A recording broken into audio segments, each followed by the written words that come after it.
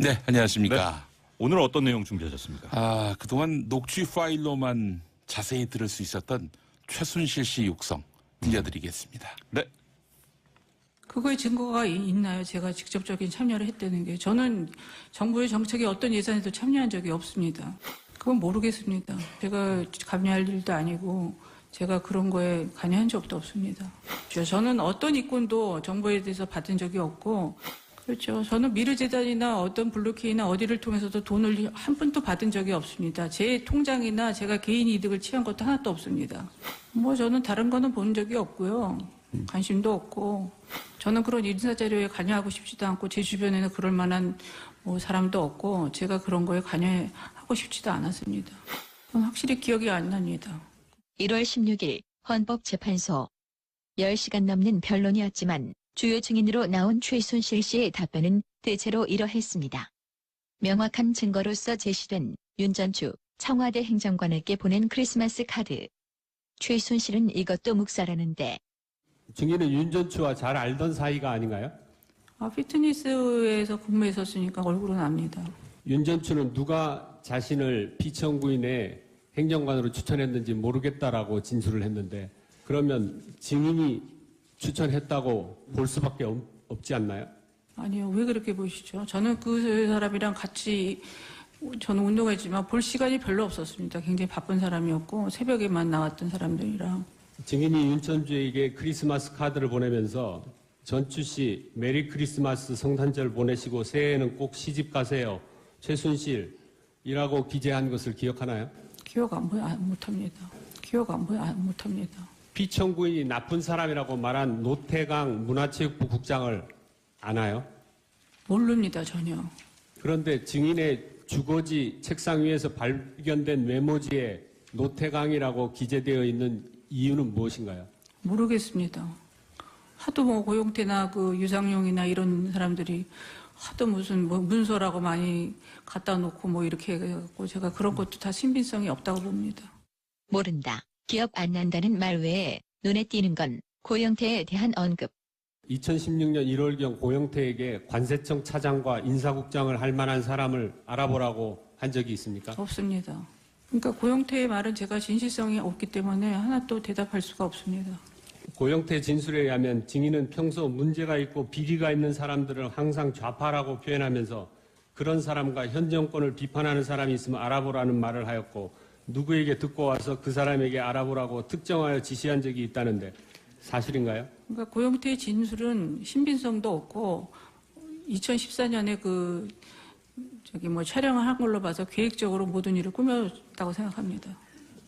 고영태 진술에 의하면은 문화체육부에 근무하는 최철에게 고영태의 진술에 대해서는 대답하지 않겠습니다. 그러나 더불어민주당 안민석 의원은 현 게이트 국면에서 믿을 수 있는 증인은 고영태와 노승일 뿐이라고 말하는데, 저는 거의 고영태 씨나 노승일 씨 말고는 예. 그 이야기를 저는 별로 믿지를 않아요. 고영태가 기억하는 최순실은 모욕적인 말과 밑에 직원들을 좀 사람 취급을 안 하는 그런 행위를 좀 많이 해서 그때부터 좀. 최순실이 헌법재판소에 나와서 한 메시지는 요컨대 나는 아무 잘못 없다. 이것뿐. 청사 안으로 이동한 최 씨는 엘리베이터에 탄 뒤 다시 한번 흐느끼며 죽을 죄를 지었다고 말하기도 했습니다. 무슨 말씀이시죠? 이들한테 한 말씀 하세요. 국민한테. 그러면 검찰에 소환됐을 때 왜 죽을 죄를 지었다고 했을까? 이 질문에 대한 답 혹시? 그건 확실히 기억이 안 납니다. 네, 이 최순실 씨는 굉장히 법적으로 단련된 사람인 것 같은 느낌이 드네요. 비공개 면담? 비공개 면담에 성공했습니다. 2시간 반 동안 최순실을 만나고 온 분, 더불어민주당 박영선 의원 만나보죠. 박 의원님 안녕하세요. 네, 안녕 못합니다. 어제 많이 힘드셨어요? 어제 너무 화가 나서 아직도 이 뒷목이 뻐근합니다. 이야, 아니 그 정도 상황이었습니까? 네, 어제 좀 상황이요. 사실은 제대로 알려져 있지가 않아서 그런데요.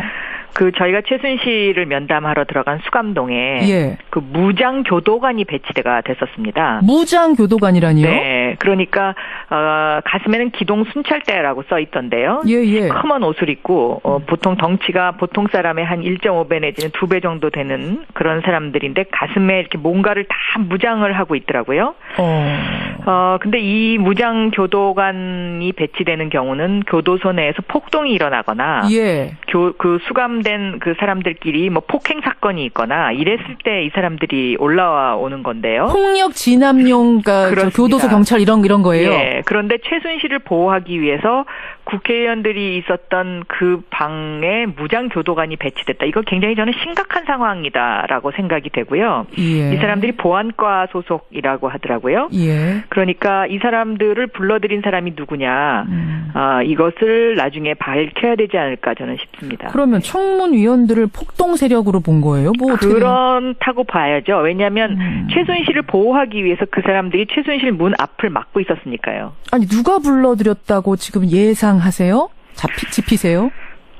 저는 보안과장 아니면 예. 교도소 소장 예. 아니면 법무부 차관 세 사람 중에 한 명입니다. 그 사람들은 또 누구 지시를 받아서 그랬을까요? 그 이상은 잘 모르겠습니다. 뭐 지시를 그 위에 지시가 있었다면 황교안 총리 권한 대행이겠죠. 아니 네. 저는 지금 들으면서 국회의원들이 오는데 일종의 기동 타격대 같은 사람들이 거기를 네. 지키고 있었다라면은 이거를 지금 교도소장 차원에서 이렇게 결정을 했을까 좀 갸우뚱해져서 질문을 드린 거예요. 그래서 제가 그 페이스북 생중계를 생각했던 겁니다. 김성태 위원장한테 급히 가서 그 핸드폰을 빌려서 그 생중계를 시작하려고 핸드폰을 딱 쥐니까 이 사람들이 쏜살같이 없어졌어요. 그래서 제가 사진을 못 찍었는데요. 굉장히 위협적입니다. 그 사람들 그 자체만으로도. 네. 참, 뭐 이러려고 내가 청문위원 됐나 자괴감이 좀 드셨을 것 같아요. 굉장히 사실은 이게 심각한 상황이었는데 어제는 최순실 청문회를 해야 된다는 그런 것 때문에 제가 이 이야기를 자세히 하지 않았는데요. 저는 굉장히 이 부분은 좀 국회에서 짚고 넘어가야 된다라고 생각하고 있습니다. 알겠습니다. 그런 우여곡절 끝에 최순실을 만나긴 만나셨어요. 비공개 면담. 직접 보신 거는 처음이시죠? 박 네, 의원님도? 직접 본 거는 처음입니다. 제 질문이 좀 포괄적인지는 모르겠습니다만 만나보시니 어떻든가요? 일단 왜 이 사람은 자기밖에 모르는 사람이구나 하는 그런 생각이 들었습니다. 그러니까 자기 관심사나 아니면 호기심이 생기는 질문 이런 데는 아주 또렷하게 대답합니다. 예를 들면? 예를 들어서 제가 태블릿 PC를 유상영이라는 분한테 맡기셨나요? 이렇게 질문을 했습니다. 그랬더니 갑자기 저를 딱 쳐다보면서 눈을 똑바로 뜨고 그 얘기 어디서 들으셨어요? 이렇게 아주 분명하게 얘기를 합니다. 그 얘기 어디서 들으셨어요?라고? 그래서 제가 당신이 정직하게 얘기하면 나도 이 이야기를 어디서 들었는지 상황을 설명해 주겠다. 그랬더니 다시 또 고개를 탁 숙이고 대답을 안 하고 그다음에 대통령과 관련된 질문을 하면 대통령과 관련해서는 얘기하고 싶지 않다. 심경이 복잡하다. 심경이 복잡하다. 네, 그거는 저는 현장에선 그렇게 느꼈습니다. 대통령을 원망하고 있구나. 왜 나를 지켜주지 못했냐.